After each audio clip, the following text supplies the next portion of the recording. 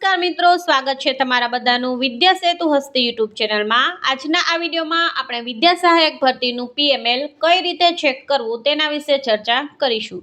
તો મિત્રો, વિદ્યા સહાયક ભરતી ધોરણ 1 થી 5 માટે પીએમએલ જાહેર થઈ ગયું છે। તો આ વિડીયોમાં આપણે ચર્ચા કરીશું કઈ રીતે મેરિટ ચેક કરવું, તથા જો પીએમએલની અંદર તમને ભૂલ લાગતી હોય તો વાંધા અરજી કઈ રીતે કરવી, ત્યારબાદ એફએમએલ ક્યારે આવશે, આ તમામ માહિતી આપણે આ વિડીયોમાં મેળવીશું। તો વિડીયો જરૂરથી જોઈ લેવો અને શિક્ષક ભરતીની તૈયારી કરતા તમારા મિત્ર સુધી અવશ્ય શેર કરજો।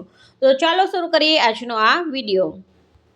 વિદ્યા સહાયક ભરતી ધોરણ 1 થી 5 પીએમએલ ચેક કરવા માટે ગૂગલમાં જઈ અને તમારે વીએસબી ડીપી ગુજરાત જે છે એ ટાઈપ કરવાનું રહેશે, જેથી ડીપી રિક્રુટમેન્ટ છે તેની ઓફિશિયલ વેબસાઇટની લિંક મળી જશે। આ લિંક પર તમે ક્લિક કરશો એટલે આ રીતે ઓફિશિયલ વેબસાઇટ મળી જશે, જેમાં તમારે અહીંયા જે 3 લાઇન છે તેના પર ક્લિક કરશો એટલે તમે અહીંયા નીચે જોઈ શકો છો પ્રોવિઝનલ મેરિટ લિસ્ટ એવું લખેલું આવે છે। તેના પર ક્લિક કરશો એટલે અહીંયા ગુજરાતી મીડિયમ ડાઉનલોડ પીડીએફ આ રીતે તમારી જે છે એ પ્રોવિઝનલ મેરિટ લિસ્ટની પીડીએફ ડાઉનલોડ થઈ જશે, જેમાં તમે અહીંયા જોઈ શકો છો તમારો સિરિયલ નંબર છે। સિરિયલ નંબર વાઇઝ તમારો એપ્લિકેશન નંબર તમારે જોઈ લેવાનો રહેશે। એપ્લિકેશન નંબરની સામે તમને તમારો મેરિટ નંબર આપી દીધો છે। સિરિયલ નંબર એ તમારો કોઈ મેરિટ નંબર નથી, એ તો ફક્ત ક્રમ છે। તમારો જે એપ્લિકેશન નંબરની સામે મેરિટ નંબર છે એ તમારો સાચો ક્રમ રહેશે, અને કેટેગરી વાઇઝ પણ તમને મેરિટ નંબર આપેલો છે। જનરલ મેરિટ નંબર છે, ત્યારબાદ કેટેગરી વાઇઝ તમારો આટલામો નંબર આવે છે, આગળ તમારી કેટેગરી લખેલી હશે એ રીતે છે, અને ટોટલ મેરિટ પણ તમારું જે છે એ આપેલું છે। તો આ છે એ ફક્ત પ્રોવિઝનલ મેરિટ લિસ્ટ છે, કોઈ ફાઇનલ મેરિટ લિસ્ટ નથી। પ્રોવિઝનલ મેરિટ લિસ્ટમાં તમને એવું લાગે કે મારું અહીંયા જે છે એ ખોટું મેરિટ આવેલું છે તો તમે વાંધા અરજી પણ કરી શકશો। વાંધા અરજી કઈ રીતે કરવી તેની માહિતી હું તમને હમણાં આપી દઉં। અને પ્રોવિઝનલ મેરિટ લિસ્ટ બાદ જે છે બધાની વાંધા અરજી સ્વીકારાઈ જશે, ત્યારબાદ છે એ જે કાંઈ ચેન્જીસ થવાના હશે એ થશે, અને ત્યારબાદ થોડા ટાઈમ બાદ છે એ એફએમએલ પણ આવી જશે, જેની માહિતી તમને મારા વિડીયોમાં મારી ચેનલ પર મળી જશે। હજુ એફએમએલ આવવામાં 15-20 દિવસ નીકળી જશે।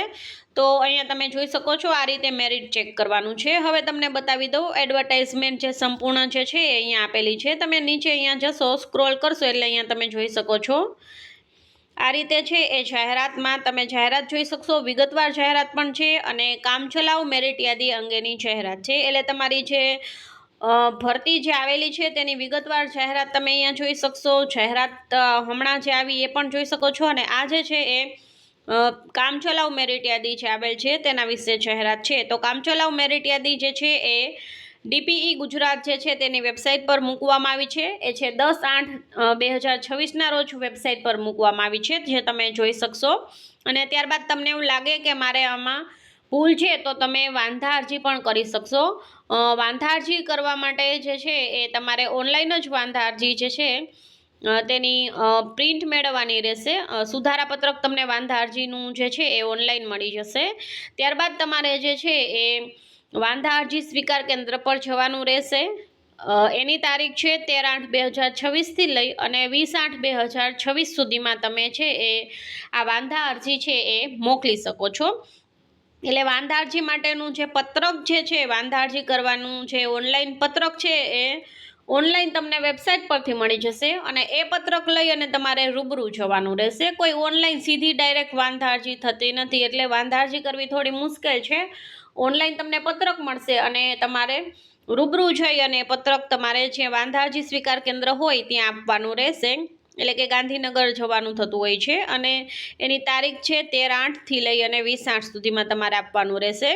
ત્યારબાદ જે છે એ 31/3/2026ના પત્રથી જે આ જાહેરાતમાં જે જગ્યા દર્શાવેલી છે એ પછી જે છે રોસ્ટર આધારિત જગ્યા બાદમાં મળશે, અને સાચી વેકેન્સી જે છે પછી બહાર પડશે, અને બાકી ફાઇનલ મેરિટ યાદી અને કોલ લેટર બધું વેબસાઇટ પર તમને મળી જશે।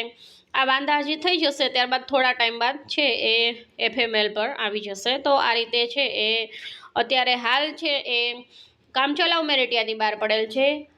10-15 દિવસની અંદર છે એ ફાઇનલ મેરિટ યાદી બહાર પડશે, અને ત્યારબાદ જે છે એ ફાઇનલ મેરિટ જે છે એ બહાર પડી જશે। તો કંઈ પણ તમારે જો વાંધો હોય તો તમે વાંધા અરજી અવશ્ય કરી દેવી, અને એનો ઓનલાઈન નમૂનો તમને અહીંયા જે છે એ આ વેબસાઇટ પર જ તમને મળી જશે। બાકી કંઈ પણ પ્રશ્ન હોય તો અહીંયા હેલ્પલાઇન નંબર પર તમે કોલ કરીને અહીંયા પૂછી શકો છો. આ જે છે એ હેલ્પલાઇન નંબર છે અને સોફ્ટવેર ટેકનિકલ સપોર્ટ માટે આ નંબર છે. ડોક્યુમેન્ટ વેરિફિકેશન કેન્દ્રની યાદી પણ આપેલી છે. તો આ રીતે જે છે એ તમે કંઈ પણ પ્રશ્ન હોય તો હેલ્પલાઇન નંબર પર ફોન કરીને પૂછી શકો છો. બાકી કંઈ પણ પ્રશ્ન હોય તો મને અવશ્ય કમેન્ટ કરી દેવી, જેથી કરીને તમને જવાબ મળી જશે. જો વિડીયો સારો લાગે તો લાઇક, શેર અને સબસ્ક્રાઈબ કરજો. ફરી મળીશું નવી માહિતી સાથે. Thank you.